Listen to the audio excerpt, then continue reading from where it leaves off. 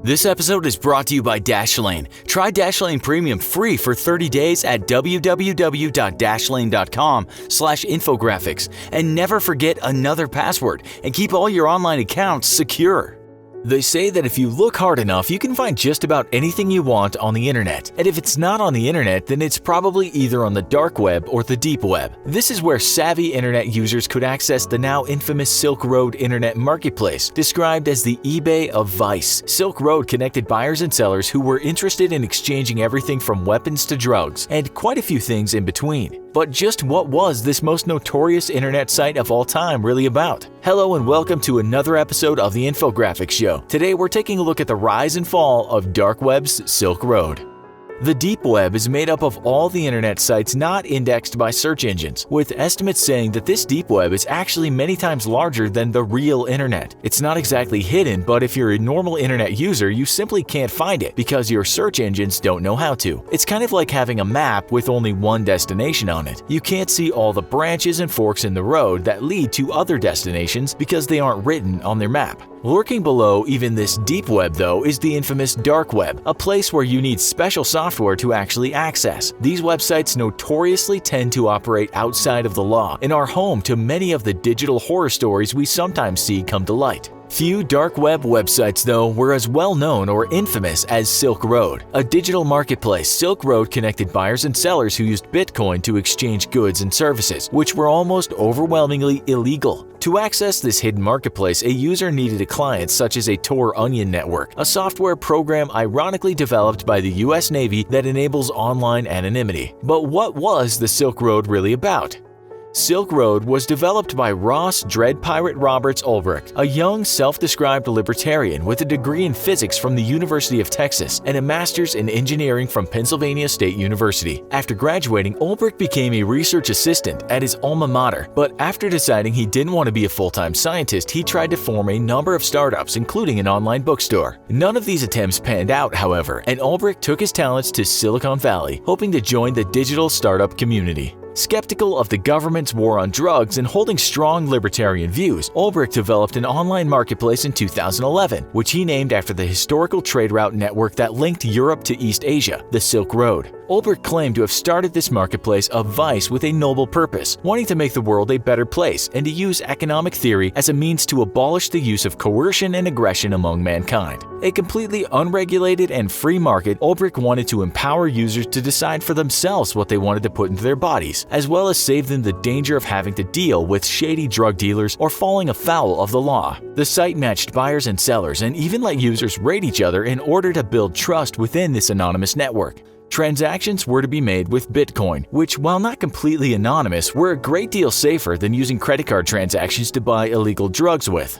While originally setting up the site, Ulbricht claimed that he wanted to restrict content to what he considered victimless crimes. Though try telling a heartbroken family just how victimless a crime is to enable a serious and destructive drug habit. Listings to child pornography, stolen credit cards, assassinations, and weapons of mass destruction were banned, and a survey in 2013 showed that 70% of all listings were indeed for drugs. As the site grew in popularity and began generation of more cash, however, Ulbricht, as so often is the case for self-described idealists, began to relax the policies he set in place, and weapons began to be sold on the site, claiming that his choice was brought on by increasing regulations on firearm purchases, which clashed with his idealistic libertarian views.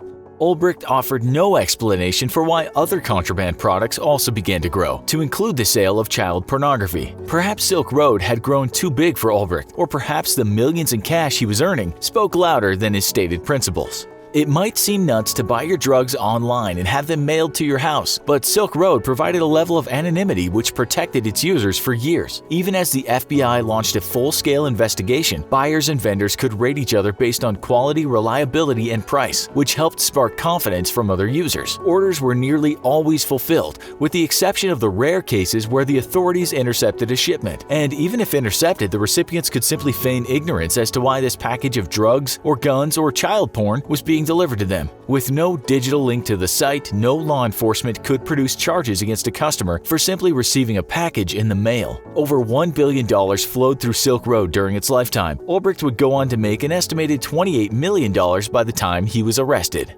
Authorities were aware of Silk Road within just months of its launch, but a focused investigation would take over 2 years to uncover Ulbricht's real identity. Law enforcement had to try and infiltrate the network, then slowly track down suppliers and administrators on a one-by-one basis. Unfortunately for law enforcement, none of Silk Road's admins had ever learned Ulbricht's real name. However, over time, the FBI gradually flipped Ulbricht's closest associates and drew nearer to their quarry.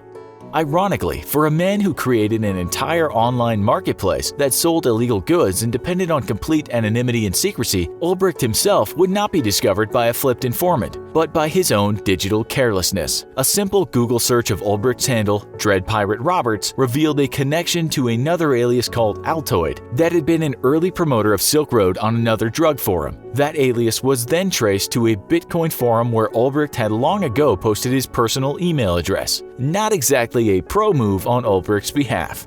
Though Ulbricht long professed his hopes to use Silk Road to make the world a better place and help people by letting them avoid dealing with dangerous drug dealers, Ulbricht's hypocrisy was revealed in the final stages of the investigation against him. During the FBI's investigation, they revealed the identity of a Curtis Green, a middle-aged father of two who worked as a seller and moderator on the site. Arrested by the FBI, Ulbricht feared that Green would become an informant, and without hesitation, this libertarian idealist, who just wanted to help people, immediately contacted another associate and asked him to kill Green for him. This associate, now known as Knob, turned out to be a DEA agent who had infiltrated Silk Road, and using the opportunity to get closer to Ulbricht, Knob staged the killing of Curtis Green after receiving a sum of $40,000. After the faked assassination, Ulbricht expressed remorse, but said that it had been necessary. If Ulbricht hoped to convince anyone of his doe-eyed, innocent pragmatism, however, it wouldn't work, as evidence later revealed that Ulbricht had attempted numerous times to hire assassins to kill others on his behalf, once even trying to hire a member of the Hells Angels to kill a Silk Road user that was blackmailing Ulbricht by launching a denial-of-service attack against Silk Road.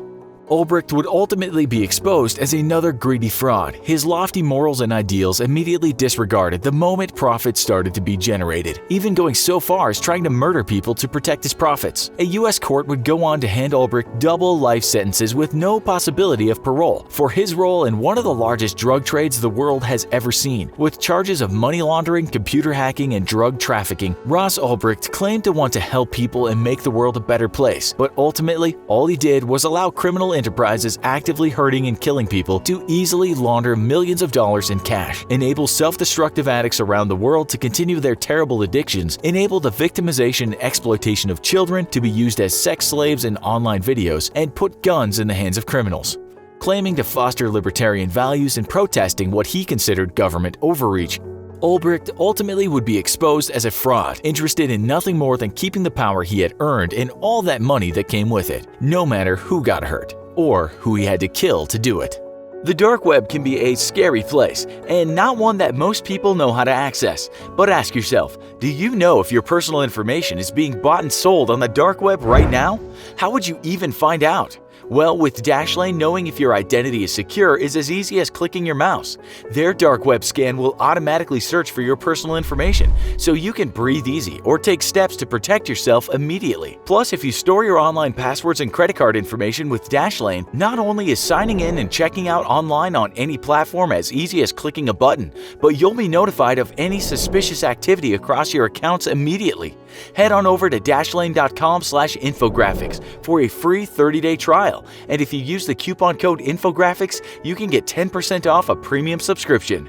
Drug laws may be overly harsh in many parts of the world, but is free-for-all access really the best solution? Let us know your thoughts in the comments. Also, be sure to check out our other show, How Did He Become the King of Cocaine? Pablo Escobar. Thanks for watching, and as always, don't forget to like, share, and subscribe. See you next time.